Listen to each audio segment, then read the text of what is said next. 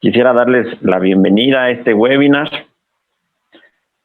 Bueno, primero que nada, para los que no me conocen, soy Ricardo Macotela del Laboratorio Elmos, representante médico. Y bueno, esta noche tengo el gusto de presentarles a todos al doctor Andy Gabriel Rivera Flores, aquí con nosotros. Es especialista gastroenterólogo y con alta especialidad en endoscopía gastrointestinal avanzada.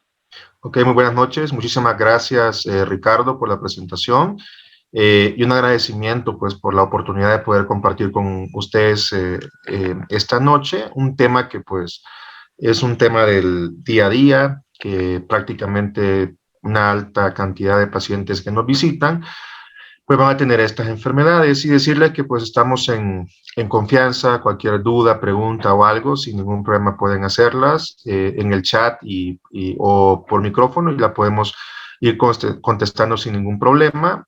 Un agradecimiento también a Elmor porque pues antes de poder platicar con ustedes, una de las cosas más importantes pues es que la charla sea meramente médica, ¿ok? Y que no haya ningún tipo de conflicto de intereses. Entonces, vamos a comenzar y vamos a hablar un poquito de la gastritis, que es que pues como sabemos médicamente se llama enfermedad acidopéptica.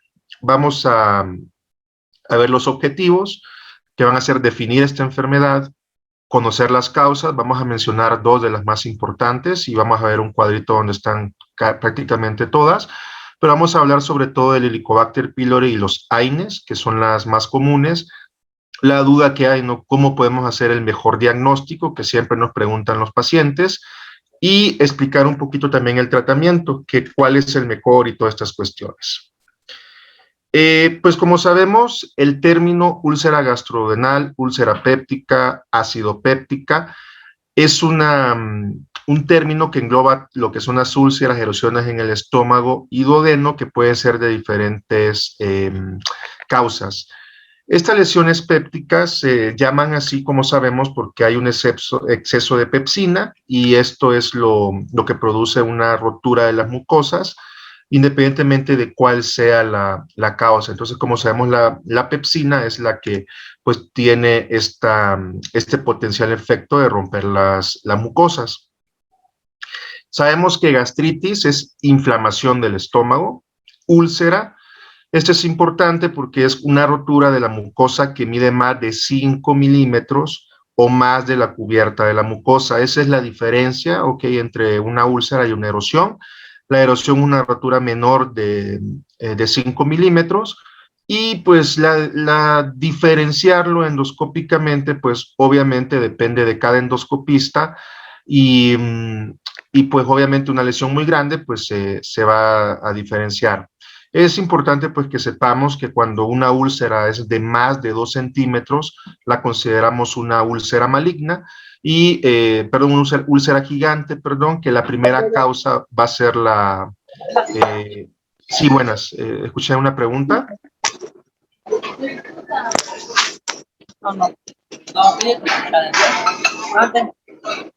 No, ok, perfecto. Entonces, como les decía, cuando mide más de 2 centímetros, siempre tenemos que pensar que puede ser algo maligno o neoplásico. En cuanto a la epidemiología, es importante pues que sepamos que ha sufrido cambio en los últimos 200 años. Prácticamente hasta 1950, es decir, pues de la Segunda Guerra Mundial para atrás, lo más común pues era la úlcera gástrica, ¿ok? Esto se menciona pues obviamente por el tipo de alimentos, la poca protección, etcétera, ¿no? Posterior a 1950, después de la Segunda Guerra Mundial, como sabemos ocurre una calamidad mundial, falta de higiene, pobreza, otras cuestiones, que pues van afectando, ¿ok? La población en general. Sabemos que pues las guerras van a tener una repercusión en todo el mundo y por eso a partir de 1950, ¿ok? Ya se empieza a ver que es más común la úlcera duodenal secundaria a Helicobacter pylori. Y este médico que se llama Sonnenberg fue el que propuso que esta infección se adquiría en la juventud. Entonces, prácticamente podemos decir que antes de 1950 la principal causa era la gástrica y posterior del 1950 o de la Segunda Guerra Mundial cuando culmina, pues ya es la enfermedad por Helicobacter pylori. Es importante que la incidencia anual, es de la úlcera gástrica duodenal, se va a encontrar aproximadamente en un 0.14 a 0.19, que esto es pues los casos nuevos, ¿no? Y los casos acumulados van a ser de 0.12 a 4.7%. Entonces, pues es la principal causa y generalmente cuando nosotros encontramos pues una úlcera que mida menos de 2 centímetros, que no tenga características malignas, muchos médicos no le toman biopsia, ¿ok? Porque se menciona que el 95% de los casos va a ser secundario a la bacteria Helicobacter pylori, entonces se da tratamiento y se vuelve a revisar posteriormente estos pacientes. Las causas, estas son las principales causas que tenemos que saber. Primero, genéticos, ¿ok? Que se menciona que el grupo sanguíneo O es el que va a tener más tendencia, ¿ok? Que tenga ciertas alteraciones en el antígeno leucocitario humano. En jóvenes siempre tenemos que pensar que la primera causa va a ser el Helicobacter pylori o duodenal y en mayores de 65 años va a ser más común la gástrica. Los agresores que pueden llegar a producir enfermedad acidopéptica va a ser el tabaco, el alcohol, los famosos bifosfonatos, que se deja mucho para la artritis o para la osteopenia. La cocaína, que pues sabemos que es una droga muy común en estos momentos, y la metanfetamina, Otras enfermedades que se asocian, pues es el síndrome de Soler-Ellison, enfermedad pulmonar obstructiva crónica o el EPOC, la enfermedad de Crohn, insuficiencia renal crónica, cirrosis y otras enfermedades como la deficiencia de alfa-1 antitripsina. Dentro de las más raras, se encuentra la gastroenteritis eosinofílica, esa parte también es una enfermedad pues rara, pacientes que tienen también inmunodepresión, que puede ser VIH, que tomen esteroides o tengan alguna enfermedad autoinmune, la úlcera de Cameron y las úlceras por estrés, Estas son otra de las causas. Estas dos últimas, la de Cameron, es la que se va a encontrar en una hernia yatal, y las úlceras por estrés, que también son llamadas de Curling, estas van a ser en los pacientes sobre todo que están en terapia intensiva, Entonces vamos a hablar del Helicobacter pylori. No sé si hasta aquí pues hay alguna duda, pregunta o algo.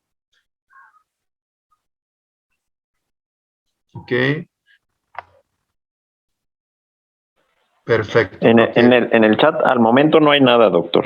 Perfecto, entonces seguimos. Pero para todos los doctores, digo otra vez la invitación de si tienen alguna duda la pueden mandar a través del chat. Perfecto. O directamente con el doctor. Muy bien. Perfecto, entonces vamos a hablar ya un poquito del Helicobacter pylori. Sabemos que el cáncer gástrico pues es la tercera causa de muerte por cáncer, prácticamente sabemos que es a nivel mundial y hay una prevalencia del 50% de esta bacteria, Es importante que sepamos que cuando tenemos un paciente frente a nosotros, de cada 10 pacientes, 8 van a tener la bacteria, entonces esa parte es muy importante y como sabemos, es un factor de riesgo para tener cáncer gástrico, sobre todo el tipo intestinal, Es por eso que cuando nosotros tenemos pacientes jóvenes con síntomas de gastritis, esta es la primera causa que nosotros tenemos que descartar,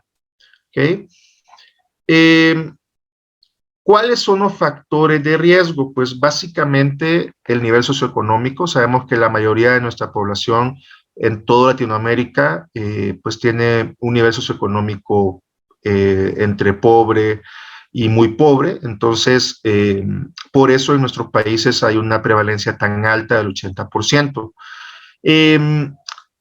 Otro factor de riesgo es que seamos latinos, el simple hecho de ser latinos ya nos predispone también a tenerlo, obviamente por las condiciones en las que viven. Tenemos que saber también que muchas veces estos pacientes van a presentar vómitos, entonces en los vómitos vamos a tener una carga mucho mayor de aproximadamente 100 veces más, Y Pues Japón es uno de los mayores ejemplos de que la erradicación del Helicobacter pylori se debe mucho al avance, a la cultura, a la limpieza, ya que ellos pues quedaron destruidos después de la Segunda Guerra Mundial, su país fue creciendo, fueron tomando las medidas de salud, de higiene, y en la actualidad, de ser uno de los países pioneros, ¿okay? De que sabemos en el cáncer gástrico, pero antes de esto ellos tenían una prevalencia sumamente elevada del Helicobacter pylori y la han reducido prácticamente a cero. Entonces, ellos tienen un factor genético y ya resolvieron el factor del Helicobacter pylori. Entonces, pues es el mayor ejemplo de que obviamente se puede cambiar esta enfermedad con unas excelentes medidas de higiene y pues sanitarias. Como sabemos nosotros, el Helicobacter pylori va a ocasionar la lesión penetrando la mucosa del estómago, se va a adherir a la superficie, ¿okay? De la mucosa epitelial gástrica. Posteriormente esto va a migrar y va a producir el famoso foco de infección. Recordando que lo más común es que produce amoníaco, ¿ok?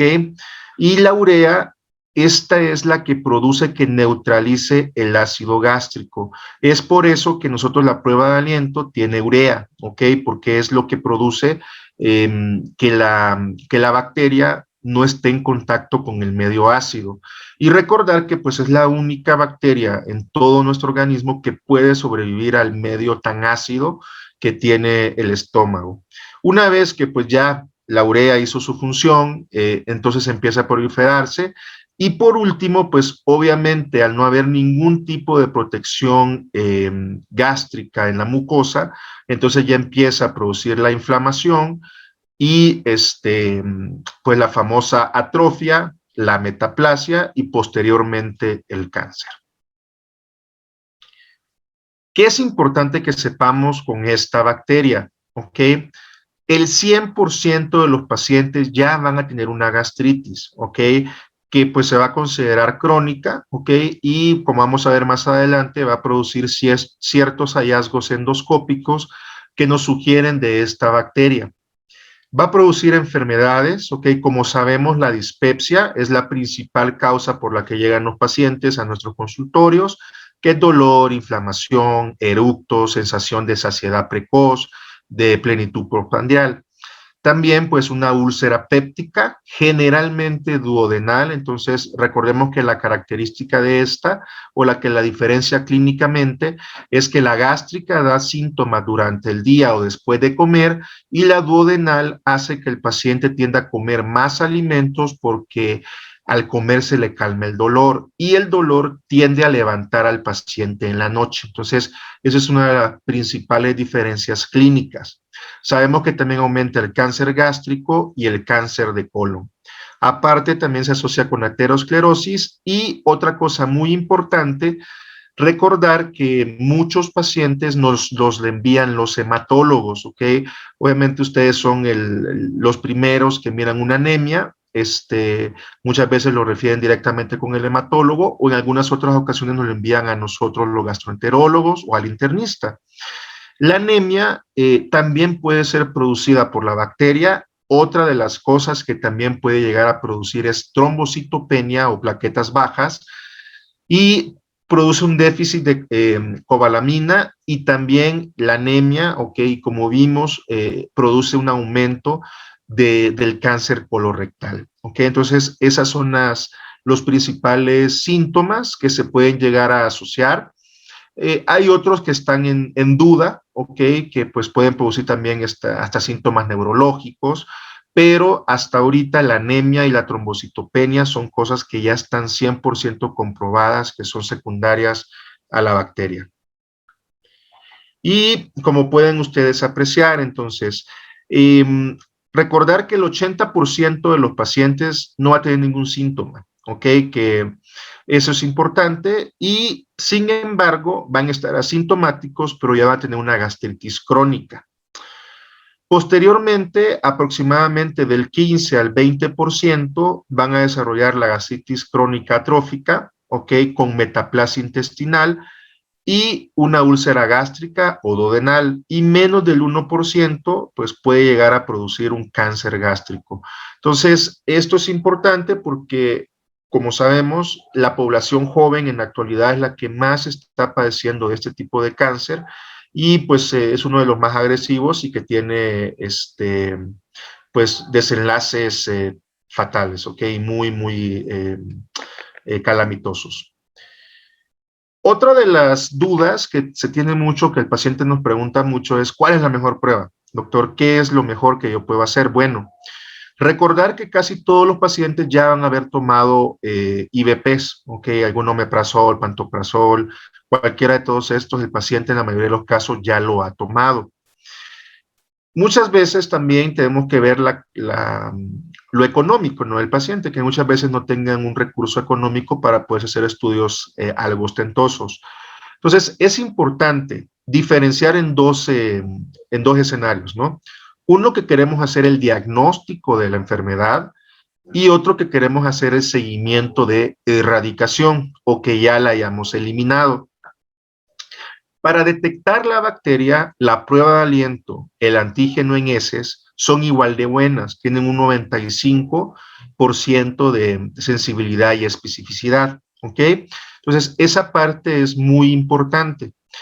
Sin embargo, el paciente tiene que tener por lo menos de 2 a 3 semanas sin consumir ningún IVP, ningún antiácido y ningún antibiótico, que en la mayoría de los pacientes no van a cumplir con estos criterios. Si el paciente, ha tomado o consumido IVP, antibiótico, alguna de las cosas que mencioné anteriormente, entonces lo que hay que hacer en estos pacientes es el anticuerpo para el Helicobacter pylori, IgM. Recordemos que el IgG a todos nos va a salir positivo porque todos hemos tenido contacto con el Helicobacter pylori en nuestras vidas, entonces nos va a salir positivo. Sin embargo, el IgM es el que nos puede decir que el paciente la tenga en ese momento.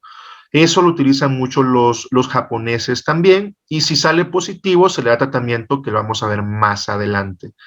La endoscopía es la mejor en cuanto a la biopsia, ¿ok? Sin embargo, para el diagnóstico de la enfermedad no es superior ni a la prueba de aliento ni el antígeno en heces. Sin embargo, sabemos que es una población muy alta. El paciente tiene mucha ansiedad, mucho estrés en muchas ocasiones por tener algo malo, entonces la endoscopía es la única prueba que le va a dar esa tranquilidad al paciente y al médico que no tenga nada malo, ¿ok? Aparte, para el abordaje de dispepsia, que es por los síntomas que llegan la mayoría de pacientes, siempre la primera causa es el Helicobacter pylori. Si no la tiene, se sugiere hacer una endoscopía. Entonces, por eso la mayoría caen dentro de la endoscopía, pero para esta enfermedad, la verdad, ambas son igual de buenas, ¿ok? Esto es lo característico que vamos a ver, ¿ok? Es el famoso patrón nodular o folicular, ¿ok? Cuando vemos esta imagen, pues es muy sugestivo que va a tener el Helicobacter pylori. Entonces tomamos las biopsias, ¿ok? Y se va a tener el resultado. Con esto hay una muy alta probabilidad que lo tenga, ¿ok? Estas son las imágenes que vamos a apreciar nosotros, características de esta enfermedad. ¿Qué es importante que nosotros tenemos que saber? ¿Okay? ¿En qué pacientes nosotros tenemos que hacer un seguimiento endoscópico? ¿Ok? Se recomienda en todo paciente con metaplasia gástrica intestinal que se recomienda que se haga la prueba de Helicobacter pylori seguido de la erradicación, ¿ok?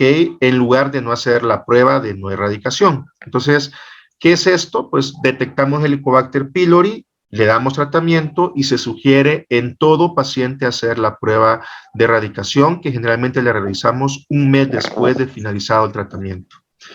Otra cosa importante es cómo nosotros vamos a hacer una vigilancia endoscópica. Aquí es importante porque ustedes tienen que ver los factores de riesgo, ¿ok? Mandan a hacer la endoscopía y sale una metaplasia intestinal incompleta, completa, etcétera.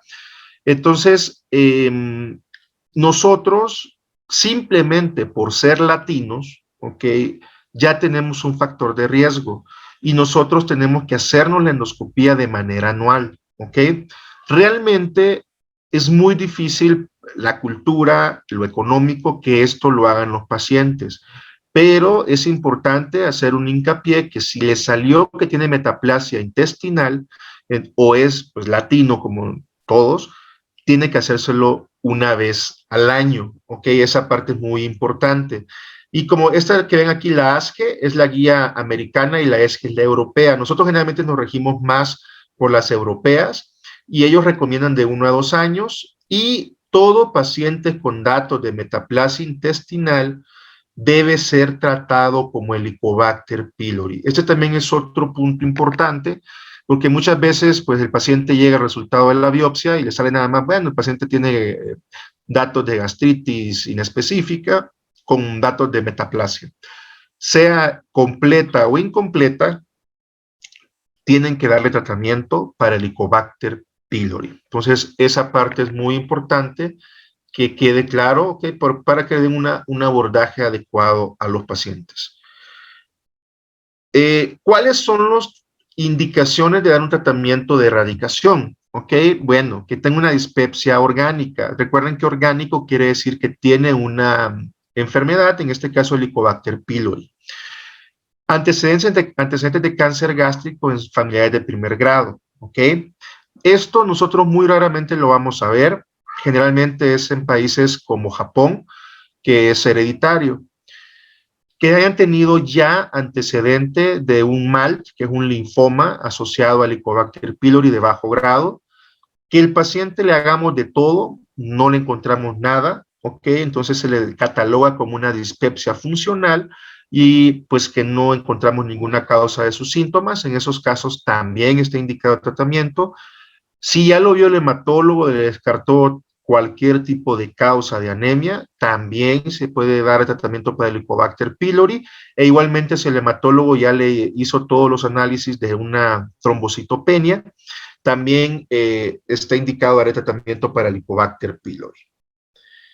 ¿Qué tratamiento es el mejor? Okay. Esto es importante porque la mayoría damos la famosa triple, ¿ok? Pero nosotros tenemos que saber que la triple en México tiene una resistencia dual, es decir, tanto a la amoxicilina como claritromicina de más del 15%, y esto ya hace que de por sí el paciente tenga un 75-80% de éxito, ¿ok? Entonces, la mejor terapia es la cuádruple. Puede ser la cuádruple con bismuto o sin bismuto, ¿ok? Esa es la que nosotros tenemos que dar. Ya está, esta foto que ustedes miran, ya es de las guías mexicanas para el Helicobacter pylori, ya es algo pues antiguo, es del 2011, y la mayoría de estudios concluyen de que ya prácticamente la terapia triple no debemos de utilizarla, ¿ok? Sinceramente, muchas veces con un paciente que es primera vez, etcétera, se puede intentar dejar el triple. Sin embargo, lo que dicen los libros, las guías y todo, es dar la terapia cuádruple. ¿En qué consiste? Dejar el IVP cada 12 horas, ¿ok? Puede ser cualquier IVP, ¿ok? Omeprazol, pantoprazol, lansoprazol. Generalmente muchos dicen que el mejor es el lansoprazol, ¿ok? Para el tratamiento del Helicobacter pylori, pero en general se puede dar cualquier IVP. El metronidazol es importante que ustedes vean la frecuencia. Muchas veces me ha tocado ver recetas cada 8, cada 12 horas, incluso de gastroenterólogos. Es cada 6 horas, ¿ok? Ese es importante, de 250 a 500 miligramos. La tetraciclina es de 500 miligramos cada 4 veces al día, es decir, cada 6 horas también. El subsalicilato de bismuto es importante que lo demos, a veces cuesta mucho encontrarlo, entonces podemos dejar el Pepto-Bismol Plus, ¿ok? Generalmente son de 2 a 3 cucharadas también cada 6 horas para llegar a esta dosis. ¿Cuánto tiempo? Lo recomendado es completar mínimo 10 días, lo ideal hasta 14 días.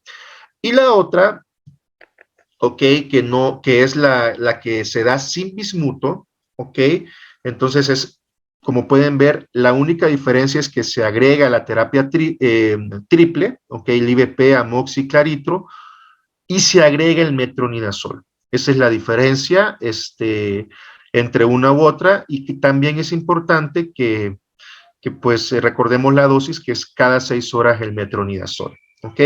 Yo en lo personal, la primera que utilizo es la del primer esquema, la que pueden ustedes aplicar, que es la que da el Pepto-Bismol Plus, la metronidazol y la tetraciclina, que esa es la que generalmente dejo en estos casos. Sin embargo, la otra también es la otra que está indicada. ¿Qué sucede? Bueno, le damos el tratamiento y hay dos opciones, ¿no? Pues o se mejora o se erradica o no se erradica. ¿Ok? Entonces, si no se erradica, se supone, ¿ok?, que nosotros deberíamos de tener un lugar donde tomamos una biopsia, se manda un cultivo y nos van a decir, bueno, pues a estos medicamentos va a responder.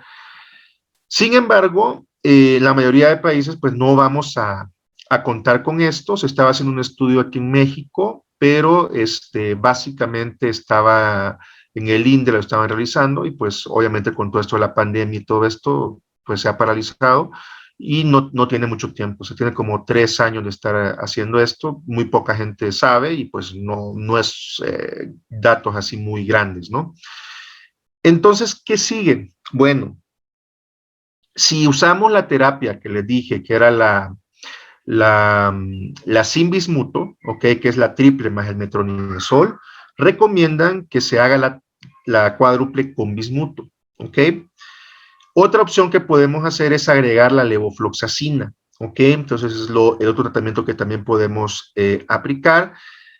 Y otro es el concomitante, que se da 7 días la triple y otros 7 días se le agrega la cuádruple, ¿ok? Generalmente esto ya son tratamientos de rescate, ¿ok? Y pues ya es cuando prácticamente nosotros como gastro ya nos empezamos a preocupar, porque pues se pueden dar hasta 3 veces un tratamiento, pero obviamente el paciente ya también empieza a incomodarse. Y en mi vida creo que me ha tocado 3 casos en los que ya iba por el tercer tratamiento, ¿okay? Y un caso en el que sí tuvimos que enviarlo al INDRE para valorar a qué tratamiento respondía. O la otra opción es enviarlos a infectología, porque hay un tratamiento, pues, la rifabutina, que es para tuberculosis, que ellos lo manejan, que también se puede dar en esas terapias de rescate cuando ya no respondió ningún esquema. ¿Ok? El régimen, como pueden ver, aquí está la diferencia. Se supone que la secuencial, como pueden ver ustedes, junto con la cuádruple, son las que mejor le va. Y esto es importante. ¿Qué cosas tienen de efectos adversos, no? La triple convencional, la resistencia que tiene tanto a la claritro como a la moxi, ¿ok? La terapia triple con metronidazol la utilizamos en pacientes que son alérgicos a la penicilina. La secuencial da buenos resultados en donde la claritromicina tiene más del 20% de resistencia, como ser México, y la cuádruple que les mencionaba, se menciona que es barata, pero ese es el principal problema. Da muchos efectos adversos y esa es una de las cosas importantes que vamos a ver más adelante, ¿ok? En la charla. Entonces, efectivamente, lo primero que tienen que decir al paciente ustedes al darle el tratamiento es eso. Se van a sentir peor, ¿ok?, que nunca. Eso es lo primero que tienen que decirles, porque si no después los van a estar llamando, maldiciendo, buscándolos y diciéndoles, usted no me dijo que me iba a sentir fatal. Ese es el primer paso, decir al paciente, te vas a sentir peor de 5 a 7 días, ¿ok? Incluso vas a querer dejar de tomar el medicamento y muchos lo hacen, ¿ok? Y la otra, decirle que los síntomas no van a ser inmediatos, ¿ok? La mejoría. Ese es el otro factor muy importante, ¿ok? Los síntomas van a mejorar aproximadamente una semana después de terminado el tratamiento. Entonces, esos 2 puntos, les digo, es lo más importante que ustedes tienen que decir al paciente. La otra, hacer la prueba de erradicación, ¿ok?, para estar seguros que la bacteria murió. ¿ok? Entonces, eso es como un pequeño resumen. De probióticos, está muy en moda en todo lo que es gastroenterología. Si han tenido la oportunidad de ir a un congreso, pues van a ver todo el día charlas de esto. La verdad que es algo innovador. Y aquí es importante que resumir en dos cuestiones. ¿Para qué sirven los probióticos? ¿Ok? Aquí en México la realidad es, ahorita vamos a ver, probiótico no es el stop, sino que es un posbiótico. Entonces, realmente en México un probiótico como tal no hay. ¿Ok? Entonces, esa parte es importante. Vamos a ver después lo del stop. Esto ayuda a básicamente dos cosas. Que cuando nosotros demos el tratamiento, los pacientes mejoren sus síntomas, es decir, no les moleste tanto el tratamiento, lo toleren y se sientan mejor. Y lo otro, que hace que el tratamiento antibiótico tenga una mayor tasa de erradicación. Entonces, son los dos puntos más importantes de utilizar los probióticos para el Helicobacter pylori. Como les comentaba, hay un nuevo tratamiento que es el Elistop, ¿ok? Que es el Lactobacillus reuteri, que es el Pilopaz. Y ustedes pueden apreciar que dice ahí suplemento alimenticio. Ese es la autorización que tiene aquí en México, ¿ok? No es un probiótico, es un postbiótico, ¿ok? Entonces esa parte es bien importante. Aquí le voy a poner, ¿ok? ¿Para qué nos va a ayudar este medicamento? Bueno, ¿qué es lo que tiene? Tiene el Lactobacillus reuteri. Es el único que se va a unir específicamente al Helicobacter pylori en forma antagónica. Entonces vamos a ver un video más importante, pero se va a adherir a la bacteria como tal. Es un posbiótico, se va a agregar al Helicobacter pylori, ¿ok? Disminuye la carga, movilidad y cambios o mutismos en los sitios de unión del Helicobacter pylori. Entonces, esto va a hacer que cuando nosotros demos el tratamiento antibiótico, ese tratamiento antibiótico tenga un mejor efecto, ¿ok? ¿Qué va a tener de efectos beneficiosos? Mejora los síntomas gastrointestinales, disminuye la resistencia al tratamiento, ¿ok? Y ayuda a disminuir los síntomas del tratamiento. Entonces, esa parte es bien importante, ¿ok? Aquí vamos a ver un video de lo que hemos visto anteriormente.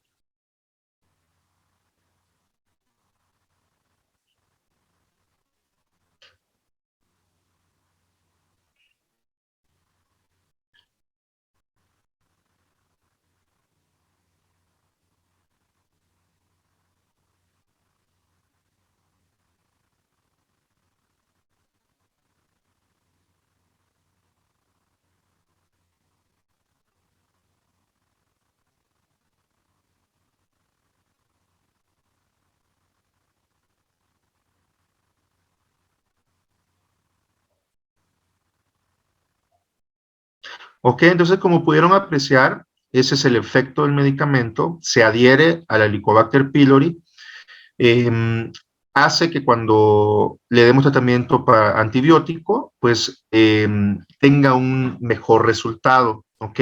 Y sobre todo lo más importante, como les comentaba, son los síntomas. Ahora, pues obviamente nosotros no podemos hablar sin tener evidencia científica. Entonces, ¿qué estudios clínicos avalan esto? Bueno, tenemos este estudio que es del 2017 en Rusia. Es un estudio clínico prospectivo y lo que quería estudiar pues era que hubiera eficacia y seguridad en pacientes positivos para Helicobacter pylori con el stop una o dos veces al día. Entonces, hubieron 60 pacientes, 30 pacientes se les dio cada 12 horas y 30 pacientes una vez al día. Y otra cosa, pues, que se excluyeron, o los pacientes que no estudiaron, fueron pacientes que hubieran tomado tratamiento antibiótico o IVP en los 30 días previos, ¿ok? Donde podemos ver que en el grupo 2, ¿ok? Que es el que pues tomó el tratamiento, ¿ok? Acá podemos ver antes del tratamiento y después del tratamiento, Donde fue estadísticamente significativo fue en el grupo 2, es decir, en lo que lo tomaban cada 12 horas, ¿ok? Entonces, esa parte es bien importante, que se vio que sí había una eficacia y seguridad en los pacientes que tuvieran Helicobacter pylori, y pues le fue mejor a los que tomaran 2 veces al día que una vez al día. Este otro estudio es en Irlanda, ¿ok? Es en el 2018, también es un estudio clínico prospectivo. Lo que estudiaban ellos era el tiempo de reducción de carga para el Helicobacter pylori y los síntomas gastrointestinales, ¿ok? En pacientes que fueran positivos durante 28 días de tratamiento con el ELISTOP. 24 pacientes con Helicobacter pylori positivos y síntomas gastrointestinales lo iban a tomar 28 días placebo y 28 días el ELISTOP.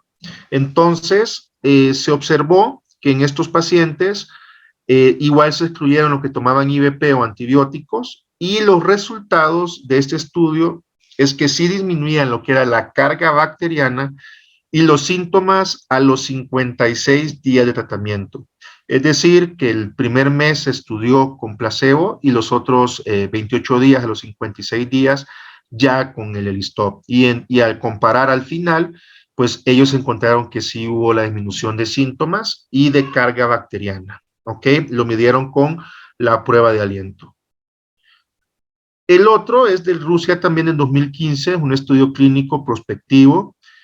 Estudiaba la reducción de carga para el Helicobacter pylori y los síntomas gastrointestinales en pacientes positivos que no tenían una indicación absoluta, que son las que vimos anteriormente, para erradicarlos.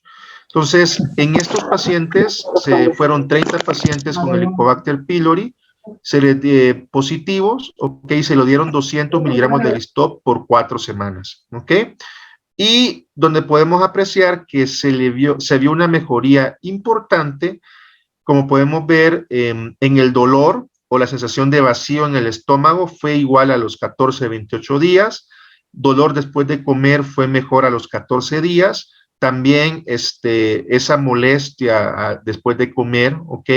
Fue mejor a los 14 días, ¿ok? Y la sensación de náusea es la única que realmente pues fue muy pareja en lo que era lo basal a 14 días, ¿ok? Y eso parte pues es muy importante, ¿ok? Entonces, estos estudios son los que avalan lo que hemos platicado anteriormente. Este otro estudio del 2016, también de Rusia, también es estudio clínico prospectivo, esto estaba interesante porque ellos ya miraban lo que era la úlcera duodenal secundaria al Helicobacter pylori. Y ellos lo que querían era ver si disminuían los síntomas, ¿ok? Primero que era seguro. Y que querían ver si mejoró a erradicar o no y a mejorar los síntomas. Ellos dieron tratamiento, ¿ok? Hubo un grupo 1, 2 y un grupo 3, ¿ok? Donde le dieron diferentes tratamientos.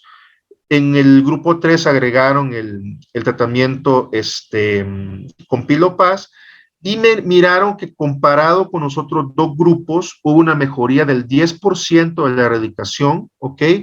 Disminuyó los síntomas de la úlcera duodenal, y además de eso, lo que hemos platicado, mejoró la tolerancia del tratamiento. Entonces, estos son los datos, ya hablando pues médicamente, de por qué este medicamento está completamente recomendado.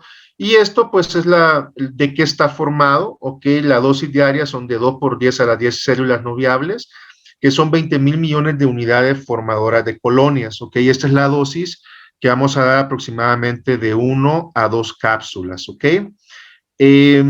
Como les comento, la cepa patentada es el Pilopaz, eso se lo van a encontrar ustedes más fácilmente en internet y todo esto.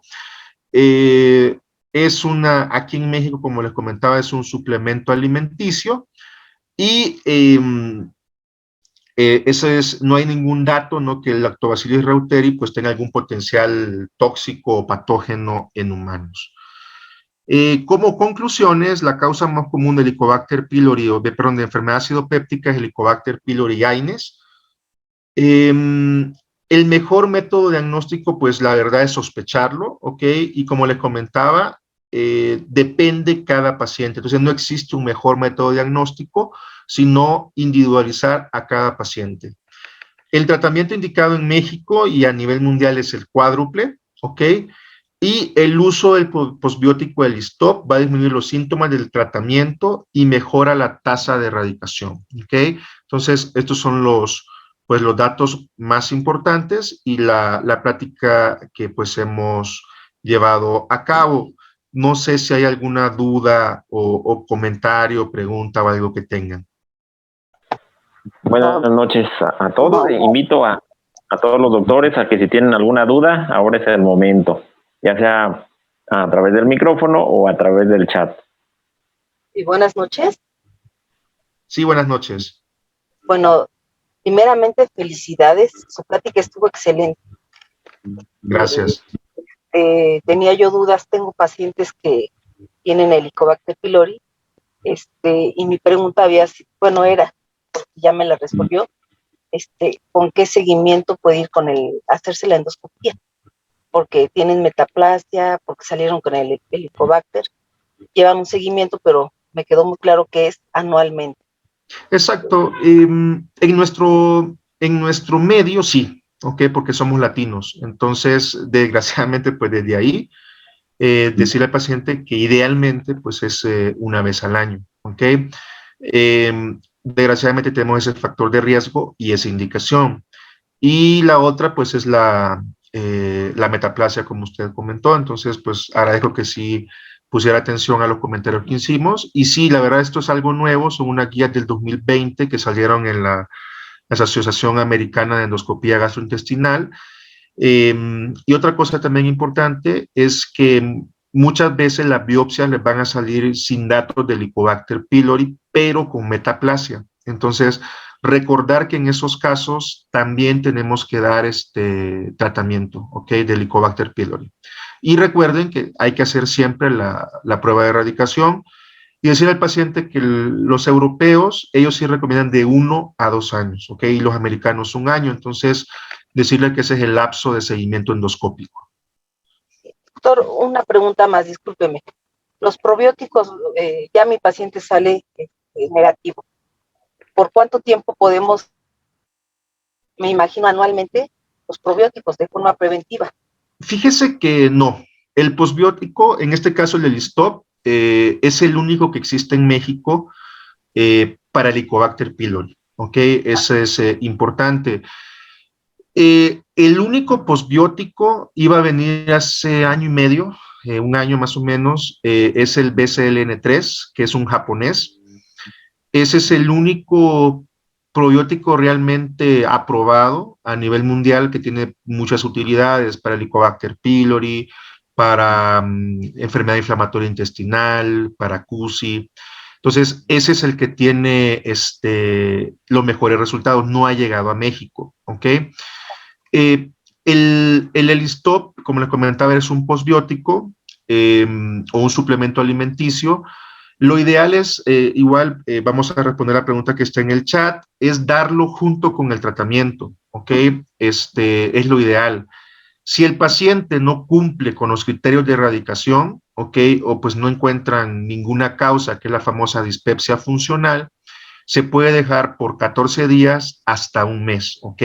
No es de manera preventiva, es más que todo sintomática, porque se ha visto que este medicamento disminuye pues lo que es la náusea, la dispepsia, la inflamación, los eructos, que es generalmente pues lo que los pacientes llegan a nuestros consultorios. Entonces, generalmente lo ideal es darlo combinado para que el paciente no le caiga tan feo el tratamiento antibiótico por 14 días.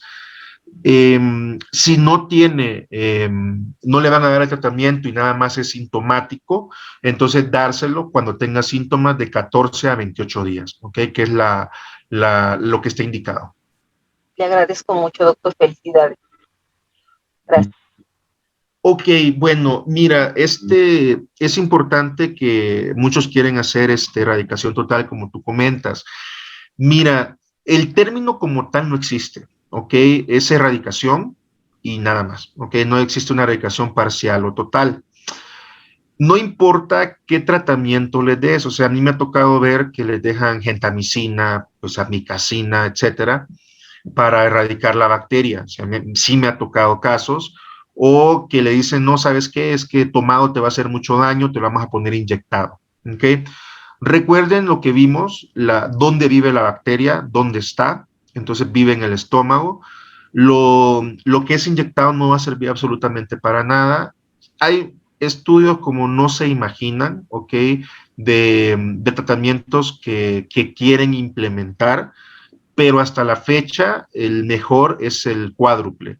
Entonces, si ustedes dan el tratamiento y le hacen la prueba de erradicación, que muchas veces tampoco se hace, recuerden que hay que dar tratamiento y decir al paciente, al terminarlo, usted tiene que estar de 3 a 4 semanas sin tomar absolutamente nada, ¿ok?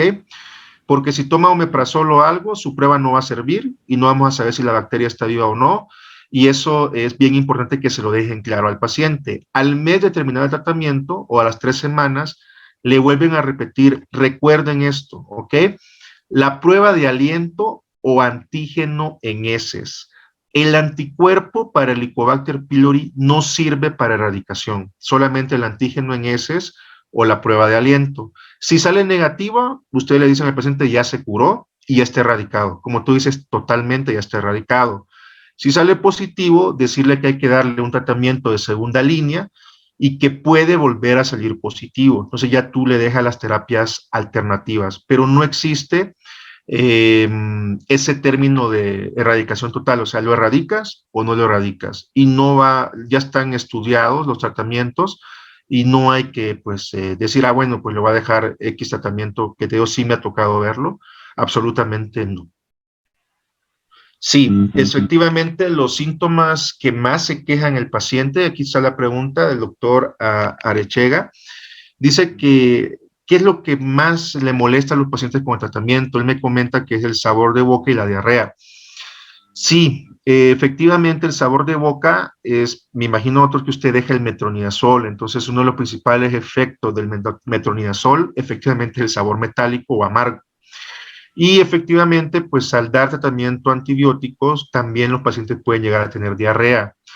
Esos son dos de los principales. El otro que me ha tocado ver mucho es la náusea y el dolor abdominal. Entonces le diría que yo creo que esos son los principales 4 síntomas. Y los pacientes lo buscan a uno desesperadamente, que ya no aguantan, que lo van a dejar de tomar, que se sienten peor que nunca. Entonces, eso es bien importante, dejárselos bien claro de que se van a sentir peor cuando tomen el tratamiento. Y lo otro, que no le digan, no, bueno, lo vas a tomar y te vas a curar. No. Decirle siempre 1 o 2 semanas después de que lo terminaste, incluso hasta un mes después, es cuando mejor te vas a sentir, para que les dé chance a la prueba. Y muchos de estos pacientes también tienen mucho estrés, mucha ansiedad, muchas preocupaciones. ¿Okay? Al doctor Jesús Rivera Chávez, okay, muchísimas gracias por la felicitación. Me dice, la pregunta es si no existe interacción medicamentosa con el posbiótico, sobre todo que inhibe su acción con los antibióticos en relación con el bismuto. ¿Hay estudios sobre esto? Mira, sí hay estudios. Lo que platicamos ahorita son uno de los que lo avalan. Es importante que recuerda que lo que hace este posbiótico, ok, es pegarse al Helicobacter pylori, ok. Entonces, lo que hace es que no habite en su hábitat, es decir, que no se pegue a la mucosa.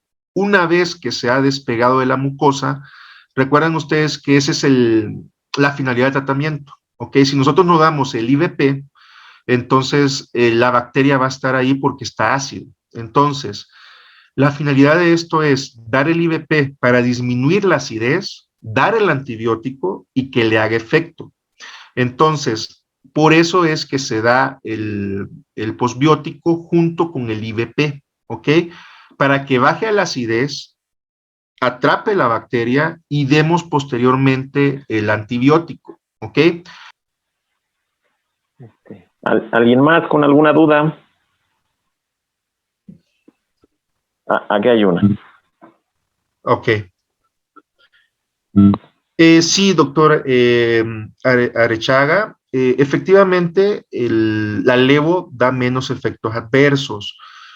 El problema es de que todavía no está como terapia inicial, sí está como terapia de rescate. Entonces, por eso no lo dejamos de entrada, ¿ok? Pero efectivamente sí lo llegamos a utilizar y el tiempo también efectivamente. Hay una que es combinada, que son 7 y 7, y otra que son los 14 días. La razón por la que no la damos de primera línea es porque la primera línea está bien estadificada, que es la cuádruple en la actualidad, o la triple, que ya está prácticamente en desuso. Y si no responde a esto, entonces ya dejarle la levo. Entonces, esa es la razón, ¿ok? No es porque pues sea mejor, peor, menos efectos adversos, sino que pues está como un poquito ya estandarizada como primer paso, segundo paso, tercer paso, ¿ok? No hay estudios, la verdad, que te digan que la levo de primera instancia sea superior y ese es el motivo por el cual se sigue siguiendo los diferentes pasos. Pero la verdad es un tratamiento que se puede dar. El asunto de esto es de que como te saltas un paso y Dios no quiera, pues no te responde el tratamiento, entonces tienes que retroceder, ¿ok? Entonces es por eso como seguir una secuencia, ¿ok? Pero definitivamente te va a dar muchos menos efectos adversos que el metronidazol sin ninguna duda. Ok, Andrea, muchísimas gracias por la felicitación.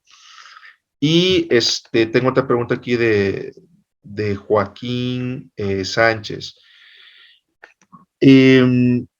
Buena pregunta. Si da 10 días, ¿hay más probabilidades de fallar o no? La verdad, los estudios dicen mínimo 10 días, idealmente los 14. Ya es el tiempo que te dicen. Yo por eso le digo a los pacientes, porque la verdad sí, la mayoría no quieren dejarlo antes, pero los efectos adversos.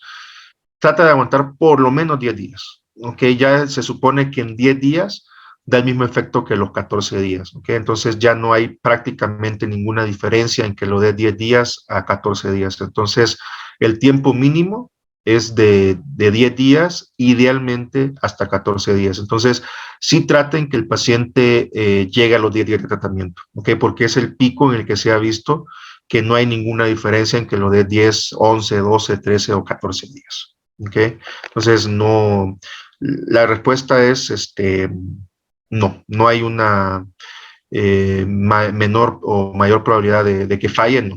¿Okay? Entonces, es igual que lo de los 14 días al llegar al 10º día. ¿Okay? ¿Alguna otra duda, pregunta, comentario o algo? ¿Alguien más que diga yo para una pregunta? Si no hay más preguntas, pues agradecerle mucho, doctor. De verdad, una plática excepcional, muy buena y creo que muy enriquecedora para todos. Y de igual manera, agradecerle a todos los médicos que esta noche nos están acompañando. Muchas gracias por el esfuerzo de estar aquí y ojalá que, bueno, de mi parte y del Laboratorio Elmore les haya servido.